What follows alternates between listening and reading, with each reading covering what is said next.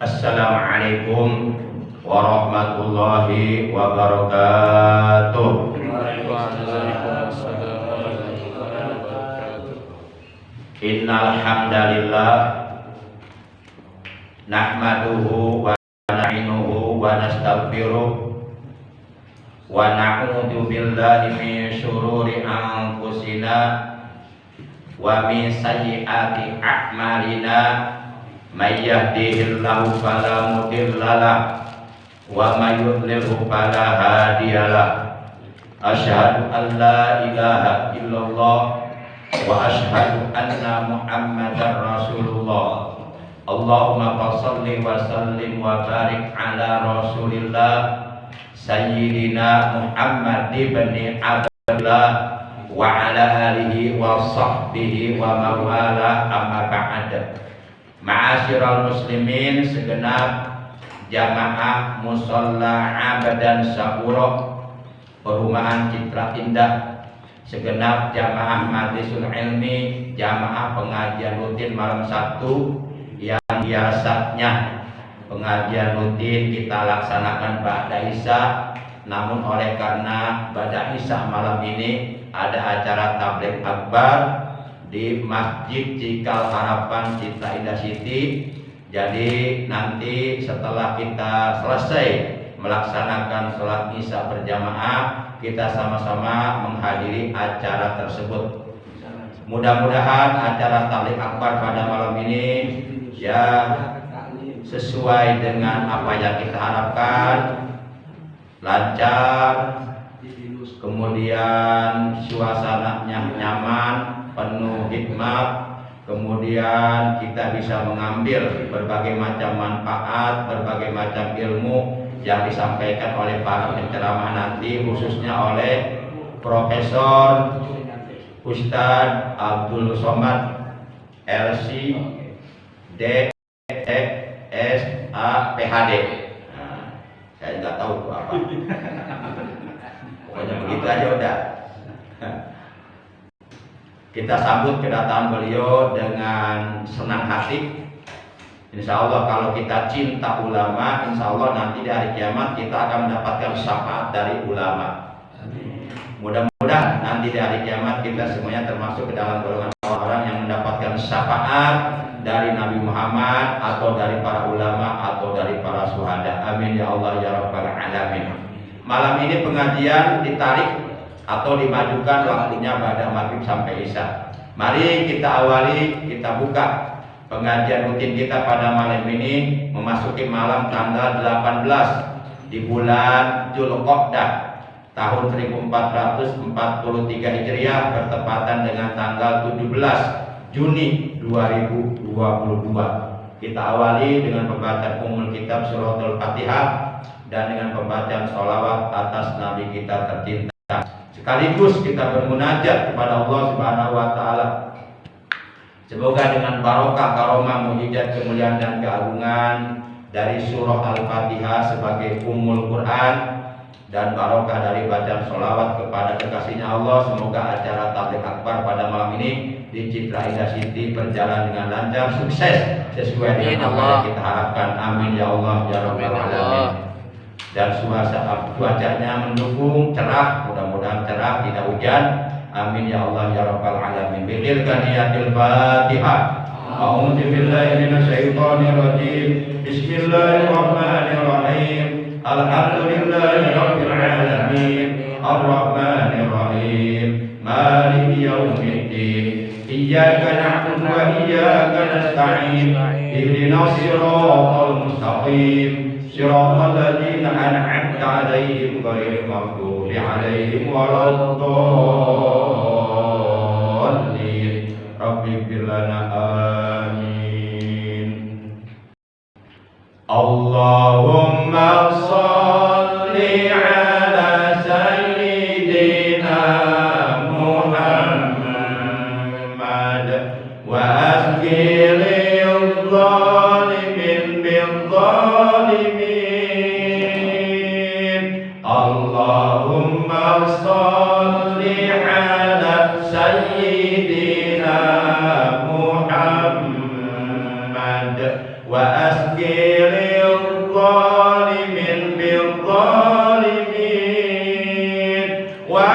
akhrijna min bainihim salimin ya Allah wa ala alihi wa sahbihi wa sallim sallallahu rabbuna ala nuril mubin Ahmad al-Mustafa Sayyidil Mursalin sallallahu rabbuna ala nuril mubin Ahmad al-Mustafa Sayyidil Mursalin wa ala alihi wa sahbihi ajma'in wa ala alihi wa sahbihi ajma'in Allahumma salli ala sayyidina Muhammad wa asgiril zalimin bil zalimin Allahumma salli ala sayyidina Muhammad wa asgiril zalimin bil zalimin wa akhrijna min bainihim zalimin ya Allah wa ala alihi wa sahbihi wa sallim Allahumma salli wa sallim wa barik alaihi wa ala alihi wa sahbihi Ma'asyiral muslimin rahimakumullah wa hadakumullah. Diakui ataupun tidak diakui, disadari ataupun tidak disadari, seluruh umat Islam yang hidup di akhir zaman atau yang hidup di zaman ini seluruhnya sangat amat berhutang jasa kepada para ulama. Itu diakui ataupun tidak diakui, disadari ataupun tidak disadari, sebenarnya kita berhutang jasa kepada para ulama. Coba kita lihat ke belakang. Ketika Rasulullah masih hidup bersama para sahabatnya, di saat Rasulullah SAW masih hidup, kitab suci Al-Quran tidak seperti apa yang kita lihat sekarang. Kitab suci Al-Quran tidak seperti apa yang kita miliki sekarang di rumah kita masing-masing. Zaman Rasulullah itu Al-Quran belum dimushafkan. Zaman Rasulullah Al-Quran belum dibukukan. Masih ditulis ayat-ayat Quran di pelepah-pelepah kurma, di tulang-tulang onta. Karena memang pada waktu itu alat untuk menulis hanya itu yang ada. Dulu zaman Rasulullah belum ada yang namanya pabrik kertas. Makanya saat itu para sahabat menulis ayat Al-Quran di pelepah-pelepah kurma atau di tulang-tulang onta. Al-Quran yang sekarang kita miliki itu sudah dimushafkan, sudah dibukukan, sudah tersusun rapi. Dari mulai surah pertama Al-Fatihah hingga surah yang terakhir, surah yang ke-114. Dari mulai juz yang pertama hingga juz yang ke-30.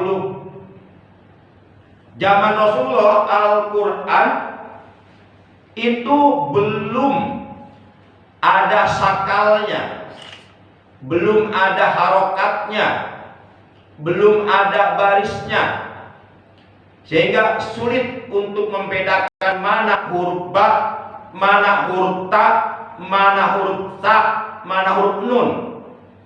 Sekarang kita bisa menyebut ini huruf ba karena ada tanda titik di bawah satu. Kita bisa menyebut ini huruf nun karena ada titik satu di atas. Ini huruf ta karena ada tanda dua titik di atas huruf. Sa karena ada tanda tiga titik di atas huruf. Zaman Rasulullah titik seperti itu belum ada. Sehingga sulit untuk membedakan mana ba, mana nun, mana ta, mana sa. Sakal-sakal yang ada dalam Al-Quran yang sekarang kita lihat, termasuk titik-titik untuk huruf ba, untuk huruf ta, untuk huruf sa, untuk huruf nun, untuk huruf jim, untuk huruf ha, ho. Coba kita bisa membedakan ini huruf ha, ini huruf ho, ini huruf jim karena titik. Ha tanpa titik, jim ada titik satu di bawah, di tengah huruf. Ho titik satu di atas. Ain tanpa titik, ketika dikasih titik di atas satu, jadi go ogin. Nah itu jasanya para ulama. Makanya kita tidak boleh membenci ulama, apalagi anti ulama, apalagi menolak ulama. Tolol itu namanya. Para jamaah yang dimuliakan oleh Allah. Padahal ulama nanti di hari kiamat akan memberikan syafaat kepada kita. Lah kalau kita di hati kita ada kebencian kepada ulama, tapi tentu ulamanya ulama yang warasatul anbiya. Tentu ulamanya ulama yang lurus.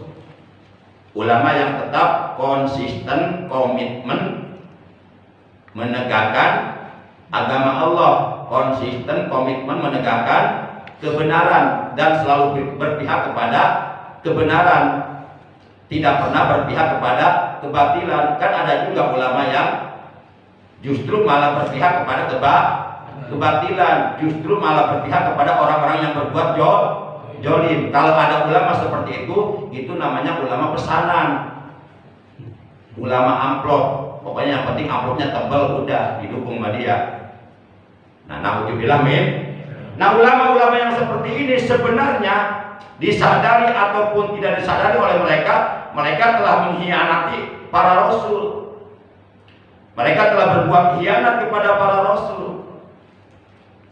Nah, kalau ulamanya lurus, selalu istiqomah, komitmen, konsisten menegakkan kebenaran, istiqomah, komitmen, konsisten menegakkan amar ma'ruf nahi munkar, selalu istiqomah menegakkan agama Allah, mensiarkan agama Allah, enggak bisa dibayar dengan uang berapapun banyaknya.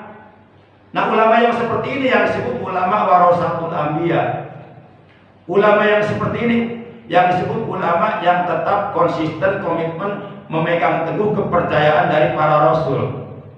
Karena kalau kita lihat keterangan dalam hadis riwayat Al-Uqaili, Rasulullah pernah bersabda begini, al-ulama'u umana'ur rusul ma'lam yukhalid sultana wa yudakhilu dunya fa'idha khalatus sultana wa dakhalud dunya faqad khanur rusula fahjaruhum.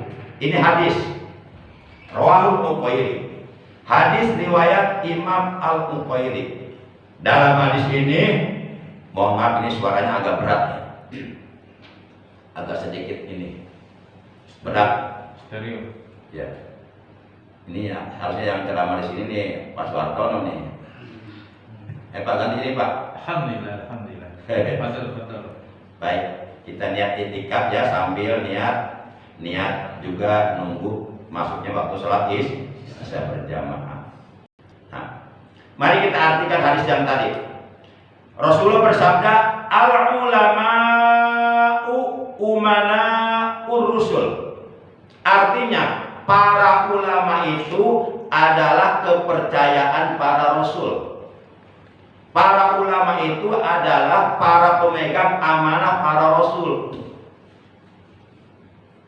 Dulu agama Allah disiarkan, disebarluaskan, didakwahkan oleh para nabi, oleh para rasul.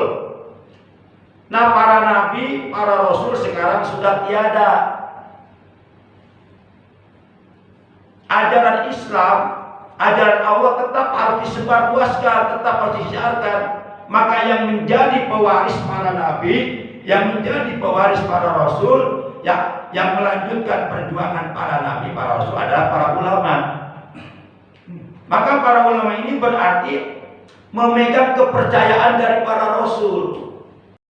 Jangan sampai ulama ini mengkhianati para rasul. Nah, kata Nabi, ulama itu pemegang kepercayaan para rasul. Malam yukhalifu sultan, selagi mereka tidak campur, selagi mereka tidak campur, tidak bergaul, tidak bekerja sama dengan para sultan, para pemimpin. Wa yudahilu dunya, dan mereka tidak masuk dunia, maksudnya tidak cenderung memilih kesenangan dunia. Nah, sepanjang para ulama itu istiqomah di jalan Allah, sepanjang para ulama itu istiqomah menegakkan amar ma'ruf nahi munkar yang diperintahkan oleh Allah, sepanjang para ulama itu lurus istiqomah menegakkan kebenaran, tidak bisa dibayar oleh apapun, maka sepanjang itu para ulama tetap menjadi kepercayaan para rasul, selagi mereka tidak bercampur bergaul dengan para penguasa dan tidak memilih kesenangan dunia. Kesenangan dunia itu bisa berupa uang, bisa berupa jabatan, bisa berupa wanita, bisa berupa kemewahan, atau kesenangan-kesenangan yang lainnya. Nah, kalau ulama masih lurus, tetap istiqomah memegang kepercayaan para rasul, maka ulama yang seperti ini yang harus kita ikuti. Tapi kata Nabi, ini hadisnya belum selesai. Kata Nabi, Fa'ija kholatus sultan, maka apabila para ulama mereka sudah bercampur dengan para sultan, dengan para penguasa, dengan para pemimpin, apalagi kalau pemimpinnya jolim, mereka bercampur dengan para pemimpin jolim misalnya, bahkan bekerja sama, berteman akrab, wadahul dunia, dan mereka lebih cenderung memilih kesenangan dunia, mengorbankan agamanya. Nah, kalau ulamanya sudah seperti ini, kata Rasulullah dalam hadis ini, faqad khalul rusul. Ini pakai kod. Menurut ilmu tata bahasa Arab, menurut ilmu nahwu, kodnya ini kod harfiah. Khanu itu fi'il madi. Fi'il madi. Fi'il madi ketika kemasukan kod harfiah itu mengandung makna ditahqiq, menyatakan kesungguh-sungguhan. Jadi kata Nabi, faqad khalul rusul, maka sungguh mereka telah berkhianat kepada para rasul. Apa ada ulama-ulama yang berkhianat kepada para rasul? Lihat saja. Kalau ulama ini campur dengan para penguasa, berteman akrab dengan para penguasa, ya kalau bahasa sekarang mungkin ada orang mengatakan jadi penjilat lah.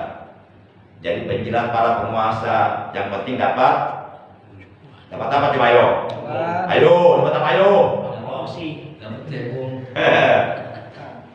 Masa bodoh dengan agama. Ini ulama seperti ini berbahaya. Nanti yang kata Allah haram dia bilang halal, yang kata Allah halal dia bilang haram. Enggak, masa bodoh dia dengan itu. Yang penting dapat apa tadi? Cuan. Nah, itu bahaya. Jadi menjual agama nantinya. Nah, ulama yang seperti ini haram diikuti, sebab bisa menyesatkan kita. Jadi kita harus bisa membedakan mana ulama yang lurus, mana ulama yang bengkok. Ciri-ciri ulama lurus banyak dibenci oleh orang-orang kafir, banyak dibenci oleh orang-orang munafik, banyak dibenci oleh para penguasa yang zalim. Itu ciri ulama yang lurus. Nah, ulama yang seperti ini harus kita ikuti. Itulah ulama yang warasatul anbiya, yang kelak di hari kiamat akan memberikan syafaat kepada kita.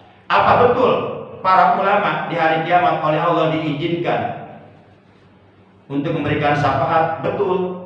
Mana dalilnya? Yuk kita lihat dalilnya. Sebuah hadis dari Utsman bin Affan. An Utsman bin Affan radhiyallahu anhu qala Rasulullah sallallahu alaihi wasallam yasfa'u yaumal qiyamati salasatun al-anbiya summal ulama summa syuhada. Rasulullah sallallahu alaihi wasallam bersabda, ada 3 golongan di hari kiamat nanti akan memberikan syafaat, akan memberikan pertolongan. Artinya yang 3 golongan ini oleh Allah sudah diberikan izin untuk memberikan syafaatnya. Kepada siapa? Ya tentunya kepada yang cinta kepada mereka. Pertama, al-anbiya, para nabi. Seluruh para nabi itu mendapatkan izin dari Allah untuk memberikan syafaat.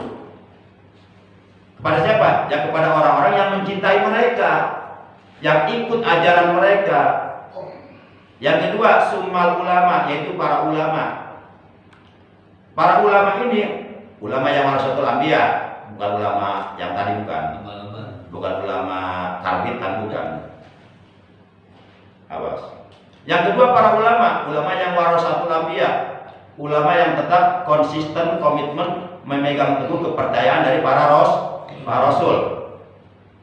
Nah, kepada siapa para ulama akan memberikan syafaat? Ya kepada murid-muridnya, kepada para jamaahnya yang mencintai mereka, yang memuliakan mereka. Jadi kalau kita memuliakan ulama, nanti kita dapat syafaat di hari kiamat dari ulama. Bahkan kita akan dikumpulkan oleh Allah bersama para ulama. Sebab kata Nabi, yusarul mar'u ma'a man ahabba. Nanti di hari kiamat di padang mahsyar, manusia itu akan dikumpulkan oleh Allah bersama orang-orang yang dicintainya. Kalau ketika kita hidup dalam dunia cinta ulama, selalu berjuang bersama ulama untuk mensiarkan Islam, nanti di hari kiamat pun kita akan dikumpulkan bersama para ulama.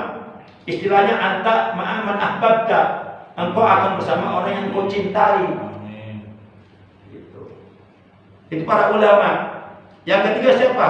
Summa syuhada. Yang ketiga yang diberikan izin oleh Allah untuk memberikan syafaat adalah para syuhada. Nah, kalau para syuhada ini orang-orang yang mati syahid di medan perang, di medan tempur, dalam rangka membela agama Allah, dalam rangka menegakkan kebenaran semata-mata karena Allah, mencari ridha Allah, mati syahid. Nah, kalau orang yang mati syahid ini akan memberikan syafaat kepada 70 orang keluarganya. Sebagaimana diterangkan dalam hadis riwayat Abu Daud. An Abi Darda radhiyallahu anhu, ani Nabi sallallahu alaihi wasallam qol. Dari sahabat Nabi yang bernama Abu Darda radhiyallahu anhu, bersumber dari Nabi Muhammad sallallahu alaihi wasallam qol, beliau bersabda, yasfa'us syahid fi sab'ina min ahli baitihi. Orang yang mati syahid itu akan memberikan syafaat kepada 70 keluarganya. Para jamaah, jadi kalau kita cinta Nabi, insya Allah kita di hari kiamat dapat syafaat dari Nabi.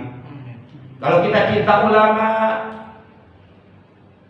mendukung perjuangan para ulama dalam rangka mensiarkan ajaran Islam di muka bumi, mendukung bahkan mengorbankan tenaga, harta, jiwa, raga, berjuang bersama ulama dalam menegakkan kebenaran, dalam menegakkan agama Allah, maka kelak di hari kiamat kita akan mendapatkan syafaat dari para ulama. Kemudian yang ketiga, para syuhada. Para jamaah yang dimuliakan oleh Allah Subhanahu wa taala. Jadi orang yang cinta kepada ulama itu sebenarnya orang tersebut cinta kepada Rasulullah. Jadi yuk kita implementasikan, kita terjemahkan, kita aplikasikan, kita manifestasikan, kita wujudkan rasa cinta kita kepada Rasulullah, diantaranya dengan cara mencintai ulama. Kenapa? Yang pertama karena ulama pewaris para nabi. Itu bukan kata saya, kata Rasulullah. Innal ulama'a warasatul anbiya. Itu hadisnya, enggak boleh ditentang. Memang kita siapa berani menentang hadis Nabi? Waalaikumsalam warahmatullahi wabarakatuh. Sesungguhnya para ulama adalah pewaris para nabi.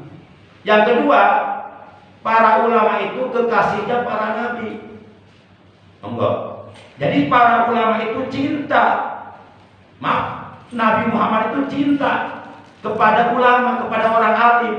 Dan ini bukan kata siapa-siapa. Kata beliau sendiri dalam sabdanya, beliau mengatakan, man akroma aliman fakot akromani di anau habibi. Itu kata Rasulullah. Barang siapa yang memuliakan orang alim itu kalau satu orang namanya orang alim. Tapi kalau orang alimnya banyak, ulama namanya. Berarti bentuknya bentuk jamak taksir. Jamak taksir itu adalah mata goyaro an binai mufrodi, kalimat yang sudah berubah dari bentuk mufrodnya. Mufrodnya alimun, berarti satu orang yang berilmu. Kalau dua orang alimani. Kalau banyak lebih dari tiga, ulama. Ini orang-orang yang berilmu. Jadi kata Nabi, barang siapa yang memuliakan ulama, maka sungguh ia adalah memuliakan aku. Karena ulama adalah kekasihku. Ini Rasulullah sendiri yang mengatakan bahwa ulama itu kekasihku. Lah kalau Rasulullah saja, orang yang dijamin masuk surga, cinta kepada ulama, lalu kita bukan siapa-siapa membenci ulama. Lah kita dapat syafaat dari siapa nanti di hari kiamat? Ulama datang ditolak. Seharusnya bersyukur ulama datang kita sambut. Jangan seperti orang-orang Taif. Ketika Rasulullah mau masuk kota Taif, bukannya disambut, malah disambit dengan lemparan batu kerikil sampai Rasulullah berdarah-darah. Akhirnya Rasulullah nggak jadi memasuki kota Taif, batal. Beliau kembali. Sudahlah beliau capek dari Mekah ke Taif, kurang lebih 500 km jalan kaki, menempuh gunung salak dan pasir. Begitu sampai di pintu gerbang kota Taif, bukan disambut, malah disambut dengan lemparan batu kerikil sampai berdarah-darah. Akhirnya Rasulullah kembali membatalkan masuk kota Taif. Kecapean, beliau beristirahat, bersender di pohon kurma, tertidur. Tiba-tiba datang malaikat Jibril atas perintah Allah. Saat itu malaikat Jibril menawarkan jasa.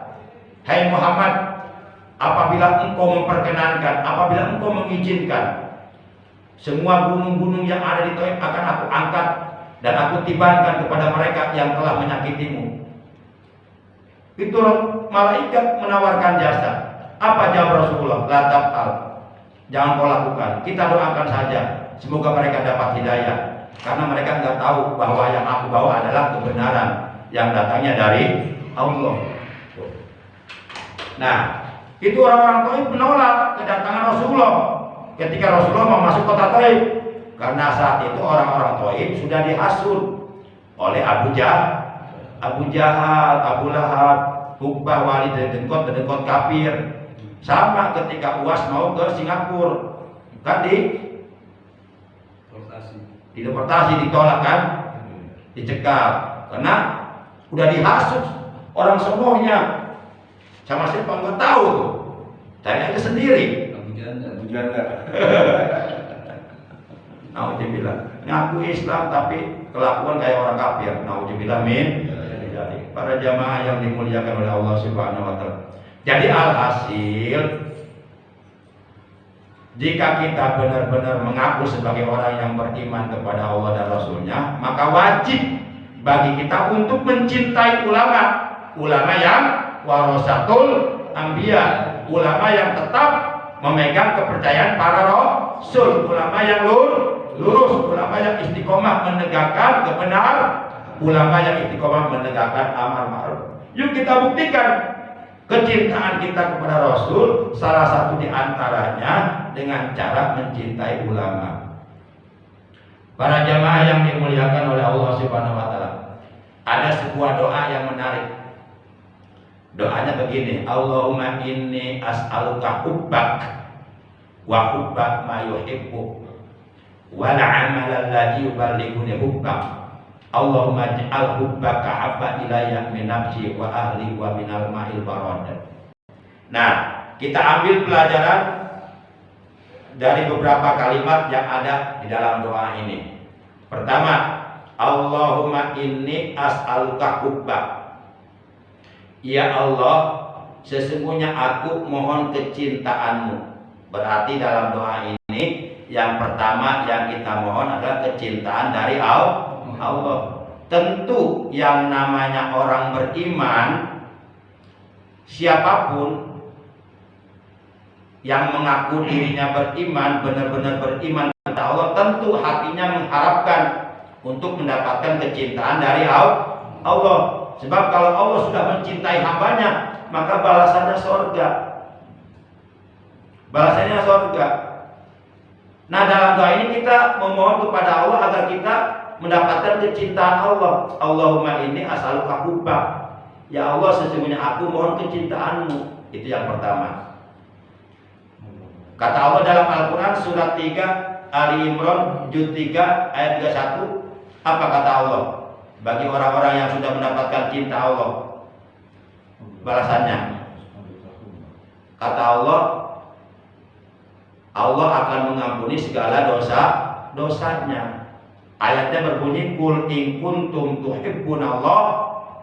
Katakan, jika ada kamu mencintai Allah, fattabi'uni, maka ikutilah aku. Maksudnya, ikutilah Rasulullah, ikutilah ajarannya, dan ikutilah orang-orang yang dicintai oleh Rasulullah. Siapa? Para ulama.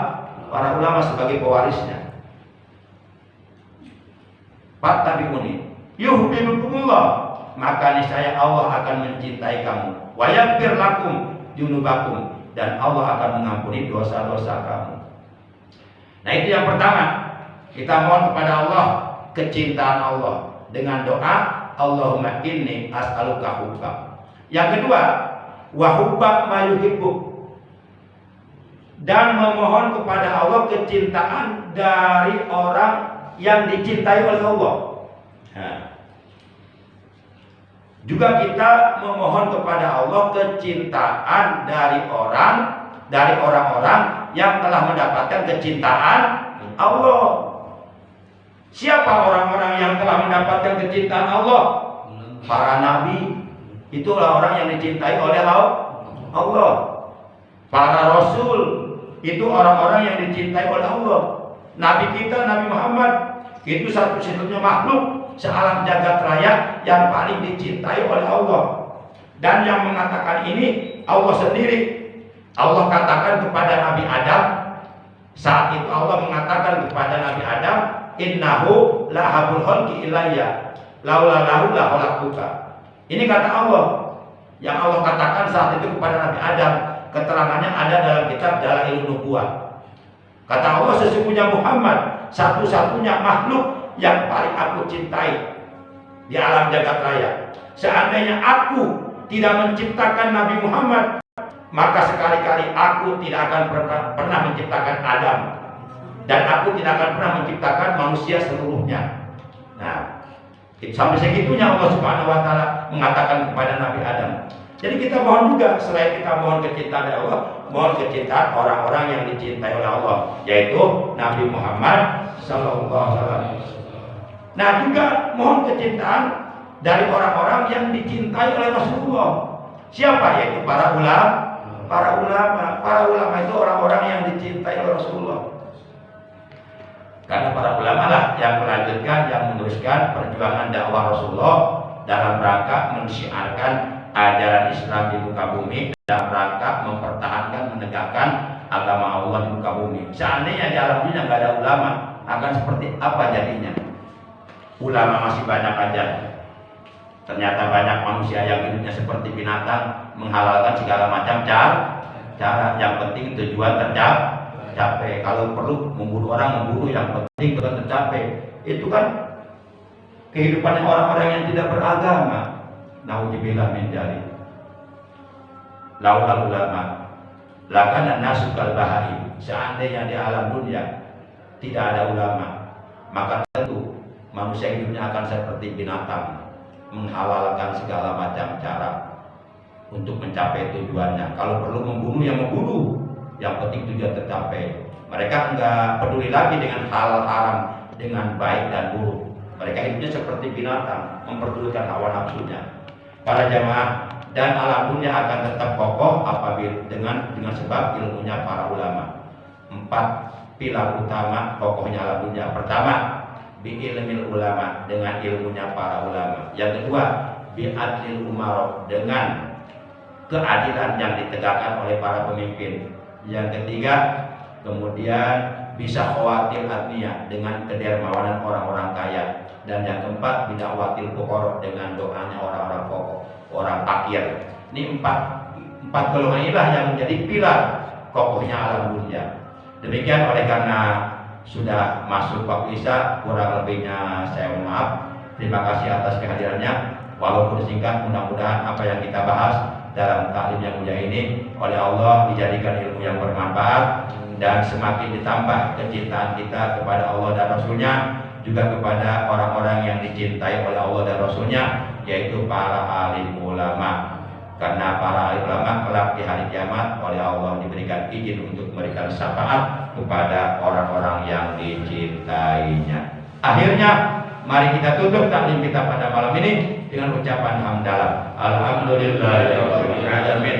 Subhanakallahumma wa bihamdika asyhadu an la ilaha illa anta wahdaka la syarika laka astaghfiruka wa atubu ilaik. Rabbana atina fid dunya hasanah wa fil akhirati hasanah wa qina adzabannar. Wa sallallahu ala sayidina Muhammadin wa ala alihi wa sahbihi wa baraka wa sallam. Subhana rabbika rabbil izzati amma yasifun wa salamun alal mursalin walhamdulillahi rabbil alamin. Terima kasih. Wassalamualaikum warahmatullahi wabarakatuh.